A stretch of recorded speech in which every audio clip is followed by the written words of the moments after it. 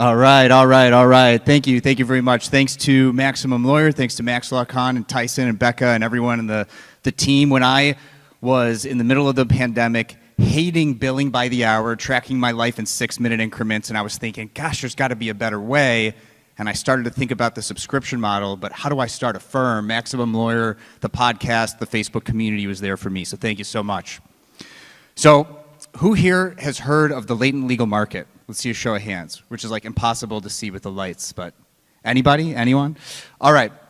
So just a little bit about me before I get into the presentation. If you go to subscriptionattorney.com, that's my law firm website. You'll see all my prices, all my subscriber benefits, and if you scroll to the bottom, I've hyperlinked my engagement agreement. I put this out there for my clients, but I also put it out there for other lawyers who may want to do this the same way or similar way that I do it. And I do have some copycats out there. And I don't mind copycats because of this idea of the latent legal market and the opportunities for law firms to do that. Now, my podcast is Law Subscribed. I have a lot of free content on there about the ins and outs and the nuances and how to make decisions on how to price your services. And I interview other lawyers about how they're doing it in their practice. That is not today's conversation. So if you do want to see those actual specifics, I highly encourage you to check that out. So AI is changing the game. If you are billing by the hour, you're already probably a little bit worried about it. Legal trends reports from Clio from last year, I think we get the new trend reports in another week, have showed that 75% of total firm billable work, including lawyers and admins combined, and staff and paralegals, 75% of that is being automated by AI. Automated. That's not reduced billable hours. Those are gone billable hours. So this is an important conversation that we're going to have today. So first, I want to tell you a little story about a client, a real client of mine, but I changed her name and I changed her business. It's a little subtle, so I'm not sure if you can see it out. So let's call her Sally, and let's say she sells seashells by the seashore, okay? And she's really good at it. She's good at business. In fact, she's so good she took over the business from her aunt. It's a family business. And she doesn't know anything about the legal stuff. Her aunt's attorney did all that legal paperwork years ago. But she gets this employee. You know, she's good, business is going well, she's selling tons of seashells. And this part-time employee that she hires, well, it turns out her dad's a lawyer. And my client, we'll call her Sally, she has a conversation with this part-time employee. And it turns out this lawyer dad says, you don't sign this employment agreement, it has restrictive covenants in there, non-competes, non-solicitations, and you're not being paid enough money to enforce this. It's actually contrary to current Illinois law. This happened in 2023, okay? So like right sort of as AI was, still kind of early days, right? So she reached out to the attorney that her aunt used, and it turns out he was dead. And so she didn't have anyone to go to ask questions about, well, like what am I supposed to do, right? Now, she's on the younger side, right? She's in her mid-30s, but she's running this business. It's doing better than when her aunt had it. And she doesn't know where to go. So at the time she turns to Google, right? GPT search wasn't around yet. Perplexity wasn't around yet. And she's searching around and she talks to lawyers. And they give her free consultations, right? Free, except it's not really legal advice. Because in order to get legal advice, she needs to pay them hundreds of dollars an hour. Well, she's running a business. She needs pricing certainty. Well, she did get lucky, and she found me. Now, I do advertise myself as an affordable attorney. My subscriptions start at $20 a month. My clients pay $50 a page. And back then, my pricing scheme was a little bit different, but right now, there's a $500, $1,000, and $2,000 a month level based on how many legal projects my clients need per month. But she found me. And so my pricing is transparent. She was able to budget and understand what it was going to cost to hire an attorney. It's not that she doesn't have the money. It's that she needs to know what it's going to cost. She is an example of this massive market of opportunity. So let's talk about this market opportunity. According to Grand View Research, in 2024, almost $400 billion was spent on legal services in the United States. $400 billion. And if you have a closed mindset, you think, get me my slice of that $400 billion. And we're competing for that $400 billion. Except that, according to the World Justice Project, 77% of legal needs go unmet by lawyers in the United States. That's actually 2019 data. That's the most reliable data I could find. And that gap is actually probably wider now. Sometimes this is called the access to justice gap, but not everyone qualifies for legal aid. So I think of it as this latent legal market opportunity, right? Now, we're lawyers, so maybe math is not our strong suit. So to do a little bit of extrapolation there, if 23% of the market is $400 billion, that means there's a $1.3 trillion market opportunity. While I do some hand-holding and some coaching for law firms, I'm a practitioner first, like to teach them how to, if they need some hand-holding, to teach them how to do this. I give away all the information for free on my podcast and at speaking events because I'm not worried about competition. In fact, a lawyer in my backyard in Illinois just started copying my business model, even with similar pricing. He's my backup lawyer now for my firm if something were to go wrong, because he gets it. And there are more than enough clients in this latent market in Illinois that I only really need 40 good clients, right, to have a sustainable business. Now, they're not going to stay subscribed forever. You don't stop marketing your firm, but it changes the nature of the game. So even if you're not with me on this latent legal market opportunity, although I think it's really important to think of it, let's just look at the reality of AI. 10-hour tasks automated with AI, and I'm going to teach you some, I don't have a lot of time, but I'm going to teach you some tricks of how to get good output from these AI tools. But if you use the AI tools right, 10 hours becomes 10 minutes.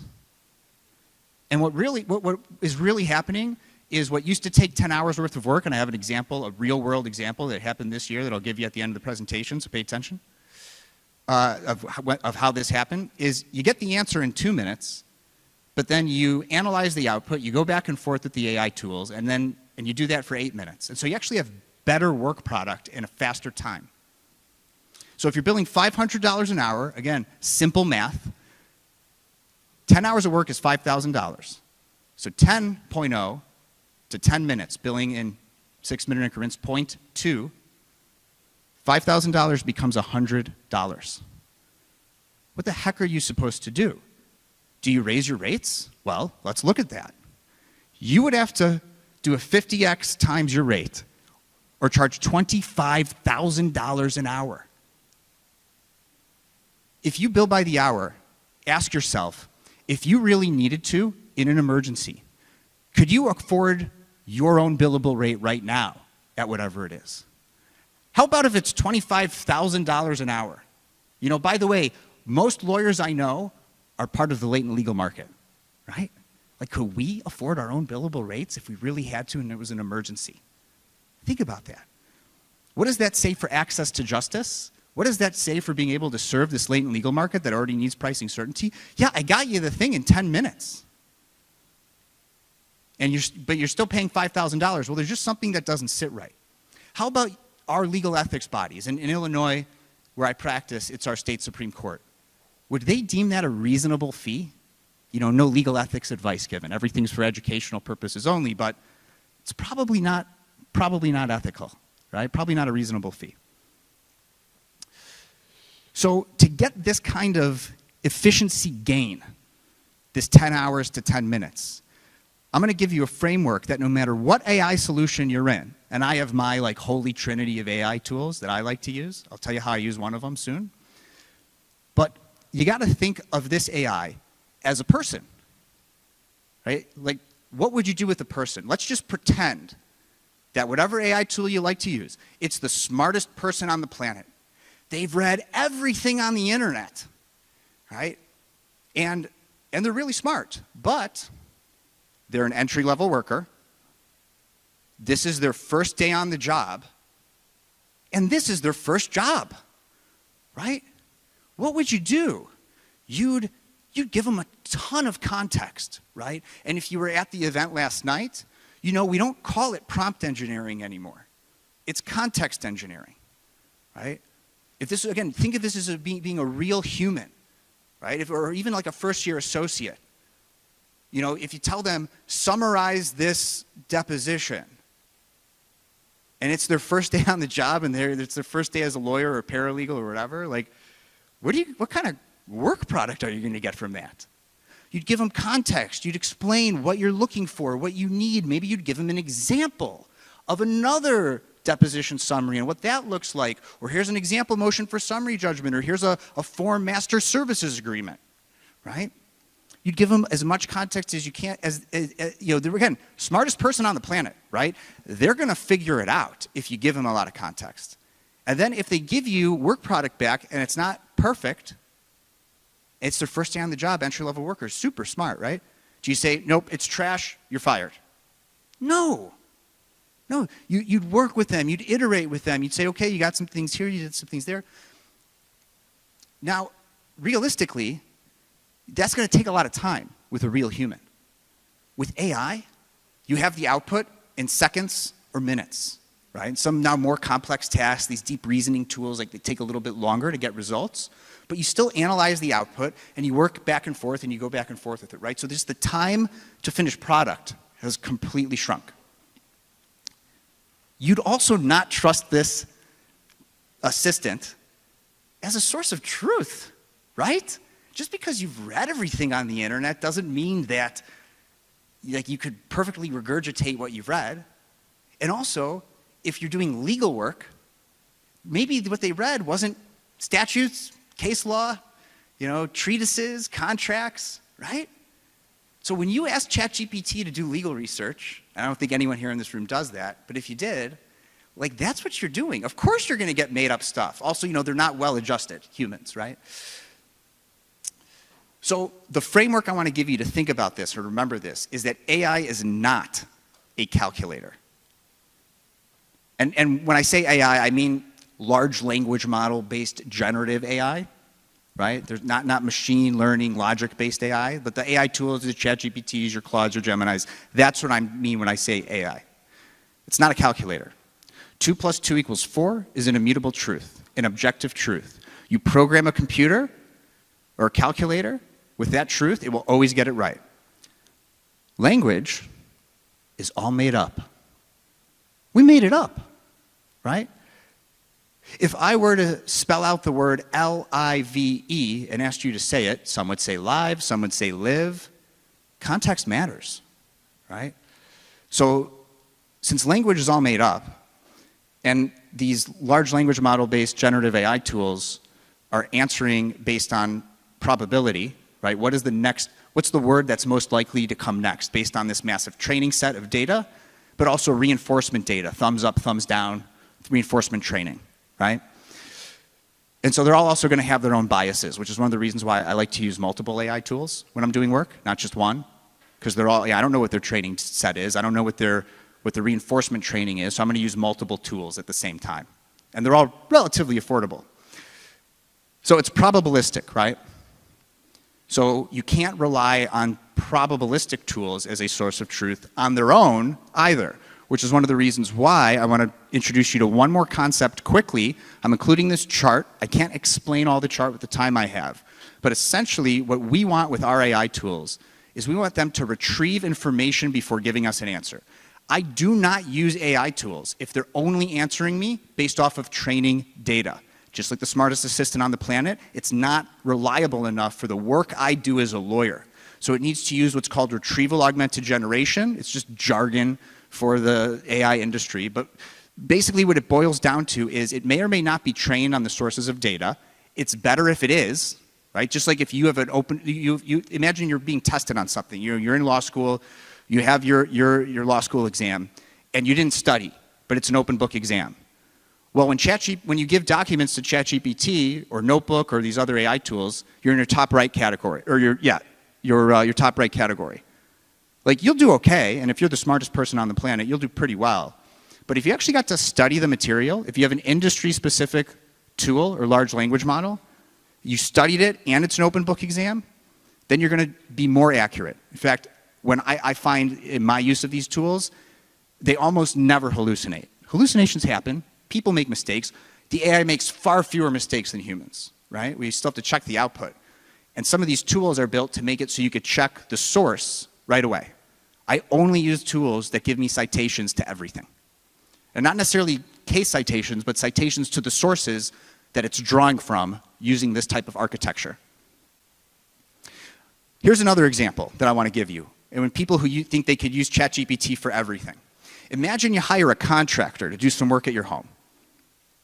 And they only bring over manual tools, screwdriver, saw, and you're paying them by the hour. And you're like, well, I'm a savvy consumer of construction services. Like, I know power tools exist. Where are your power tools? I'm not paying you by the hour unless you use power tools.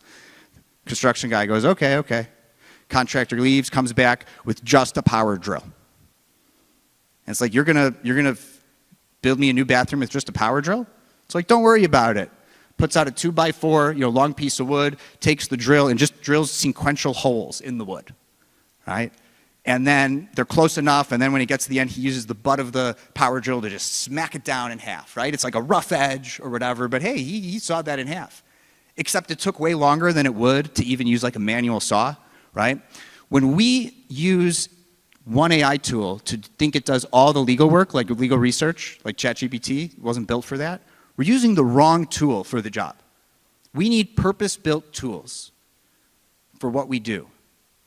And just like the contractor can't use one power tool for that job, we need to use multiple tools to get the job done as lawyers for the work that we do. And when we do this, we're more efficiently able to deliver legal services, allowing us to price differently to serve that latent legal market. So here's a real-world example of how I use a tool called Notebook LM Pro. All right, if you're in Google Workspace, you already have access to this if you're paying $14 a month or more, or you could just get access for $20 a month to the Gemini tools. Client is paying me $1,000 a month. He's at my Business Plus subscription level. Franchise owner calls me, schedules a 15-minute call because I don't pick up the phone. My clients schedule calls with me. Even though I don't bill for time, I protect my time. I put boundaries around my time. My clients schedule calls with me. So he schedules a 15-minute call, which he's entitled to. He gets 3 projects a month. And he calls me and he says, hey, Kerbis, because my clients call me Kerbis. And he's like, so I already booked a booth at an event that's outside my geographic region where I'm licensed to sell for my franchise. Am I allowed to market outside of that region? I said, that's a great question. Let's take a look. So I pulled up his 600-plus page franchise disclosure document for 2025. I read it back in like 2018 when he first became a client. They update it every year. And I threw it in. I'm familiar with it, but I don't know what keywords to do keyword search for to find this. I don't know where this is in this document. It's really been years since I've had to tell him exactly what he can or can't do based off it. Throw it into Notebook LM. In less than a minute, it's analyzed, vectorized. My background's in philosophy and law. I'm very good at using these tools. I couldn't explain them too technically, right? But in any event, after less than a minute, I'm able to query against this document, this 600-page document, using semantic search, searching for the meaning of the words, not just the keywords. So I say, I am an attorney, my client is the franchisee, and the included source is a franchise disclosure document. And then I explained what my client wants to do, market outside his region. Is that permitted? And so in seconds, it comes back and says, it's probably allowed. I mean, it was like more of like a 2-paragraph explanation, but it concluded it's probably allowed. But I click on the citation inside of Notebook, and it opens up the document and scrolls immediately to the relevant paragraph. Because I'm a lawyer. I want to read the document. I want to go to the source. So I read the relevant paragraph, identify right away, oh yeah, it does allow that. So I could advise my client accordingly. He's thrilled. Not just that he's allowed to do it because he already spent the money, but that I was able to give him an answer within the first 10 minutes of a 15-minute call. How much time would it have taken to analyze a 600-page document and write a formal opinion, legal opinion for this client, right? How the heck am I supposed to bill for that? I'm making $1,000 from this client that month, right? And he's been a client for years, even before I used the subscription model. This is why the era of the billable hour is over. And if I still didn't have you yet, right, in the last couple minutes here I have, let me appeal to your legal brain and desire to comply with the rules, right? So according to the model rules, comment 1.5, comment 5, most jurisdictions have a version of this. It ends with, a lawyer should not exploit a fee arrangement based primarily on hourly charges by using wasteful procedures. Well, guess what? If you're billing by the hour and not using AI, you're probably in violation of your rules of professional conduct, right?